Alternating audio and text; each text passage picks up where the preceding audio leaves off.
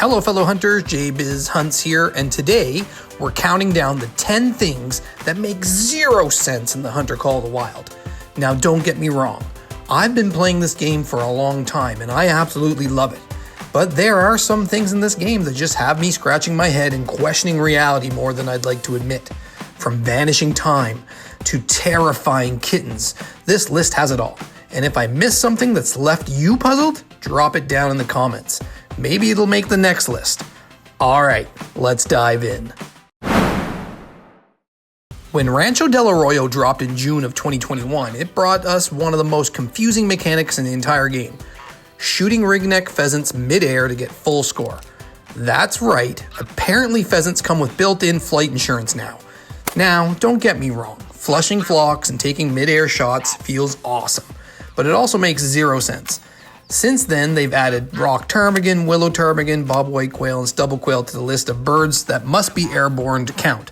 If you dare shoot them on the ground, boom. No! Grounded animal score, 0. Like I just failed a biology quiz written by a mallard.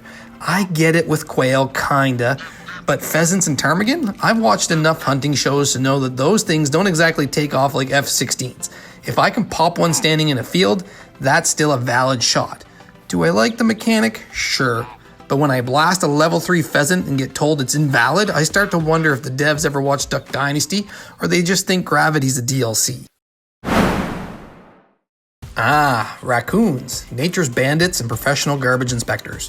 When Mississippi Acres launched, these little trash pandas were perfect.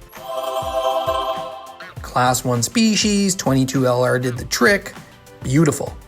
Then, Expansive Worlds went full PETA mode and bumped them up to Class 2. Oh my gosh! Now the only ethical way to hunt them is with a 243, a 2023, a 257 Roberts? That's not ethical, that's a war crime against woodland creatures. In Canada, if you've got raccoons in the garbage, you don't reach for your varmint rifle. You grab a flashlight, yell a few curse words, and call it a night. But in Call of the Wild, you're forced to treat them like they're mini bears. I half expect them to start dropping legendary fur variations like the fabled Dumpster King. Can we just get them back to Class 1 already? Okay, I'm going to say something controversial. I love trolls. There, I've said it. They add mystery, they add suspense, and they make me hate myself in a new and exciting way. But caribou, gemsbok, and feral goats, bruh. They've taken trolling to a professional level. These animals make internet trolls look polite. If I've harvested more great ones than diamond caribou and gemsbok combined, something's broken. I swear I could line up every 5 medium gemsbok I've ever seen and still not hit a single diamond. It's like the game whisperers. You almost had it, but nah. If Expansive Worlds could tweak their scoring just a smidge, it makes sense again.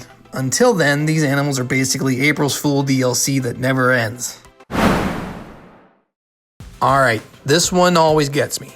I get it that it's a game, we need patterns, schedules, and structure, but having animals that literally follow a Google Calendar? That's just silly. Like, no real white-tailed deer is like, alright boys, it's 10:55, let's hydrate before lunch. The predictability is great for grinding, sure, but it completely breaks immersion. I want to feel like a hunter, not an accountant tracking hydration habits. If I can predict exactly when a moose is going to grab a drink like his professional assistant, maybe we've gone too far, or maybe I'm just complaining. I don't know. Lions, the kings of the savannah, and arguably one of the coolest additions to the game. But how does it make sense that every lion has its own private Airbnb? Where's the pride system? Where's the group behavior? Even Disney had this figured out in 1994. Simba had Nala, Scar had the hyenas, and Mufasa had an entire support network. But in Call of the Wild, every lion is an introvert on a solo vacation all by themselves. Still love hunting them, don't get me wrong, but when I realize these lions are lonelier than my Great One grind stats after 300 hours, something just feels off. For me, I think we should start putting these lions into some herds to make the immersion of the game feel that much more realistic. Because that really just doesn't make sense that they're all solos. This one's just wild. You can start your morning duck hunting in Finland on Reventuli Coast switch maps to Alberta, and go to Asky Ridge Hunting Preserve, and somehow it's still 10 a.m. Like, does time not exist in this universe? Did the Hunter Call of the Wild just decide global rotation was too much coding? If it's noon in Asky Ridge, it should be midnight in Reventuli. Instead, I'm out here teleporting between universes like Doctor Strange with a hunting license. I love this game, but man, I'd love to see my character get jet lagged just once. Yukon Valley, home of the majestic, terrifying, totally non-threatening grizzly bear. Every documentary I've seen, grizzlies are basically furry freight trains with anger issues. But in Hunter Call of the Wild, they see me coming and take off like I'm collecting taxes. I've literally been attacked by capercaillies more than grizzly bears. That's not a joke. The most dangerous bird in the game isn't even a predator. It's a glorified turkey with a grudge. Please, EW, make the bear scarier. Turn up that aggression slider. Right now, they're less apex predator and more Build-A-Bear with anxiety. Okay, this one bugs me every time. You take the perfect shot, harvest your animal, admire your trophy, and poof, gone. Where did it go? Did it despawn or ascend into a hunting heavens? I get it that this isn't Meat Eater, but come on. At least let me see my character drag it out or leave a carcass behind or something. Right now, I'm basically a musician. And for my next trick, I'll make a 700-pound moose vanish into thin air. Matt and his multi-mounts, the interior decorator of the Hunter Call of the Wild. These multi-mounts are awesome, when they make sense. Like the breadwinner, it's perfect. Lions versus Cape Buffalo, Africa Showdown. But the tactical espionage and the collision course mounts, what fever dream was that? Oh yeah, just grab that Roosevelt elk from Leighton Lakes and a puma from Parque Fernando, because that's totally realistic. Unless the elk took a wrong turn and ended up in Argentina, this just doesn't make sense. And I don't even get me started on needing 2 maps to complete them. Multi-mount?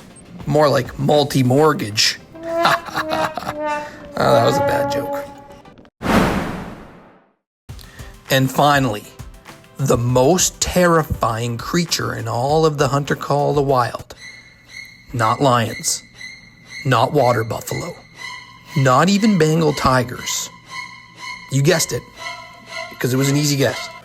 The Eurasian lynx.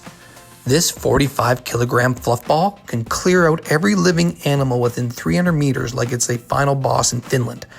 Wolves, gone. Bears, terrified. Me, having an existential crisis because I'm scared of a house cat with an attitude. It's honestly the most overpowered animal in the game. I shoot one and suddenly the entire forest goes radio silent like I just set off an alarm.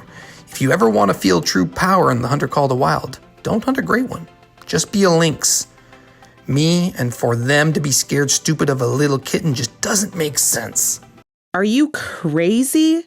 So yeah, there you have it, folks. 10 things in the Hunter Call of the Wild that make absolutely zero sense, but somehow we still love them anyway. From teddy bear grizzlies to jet lag proof time zones, this game is basically a wildlife fever dream held together by taxidermy glue and player dedication. And you know what? I wouldn't change it for the world.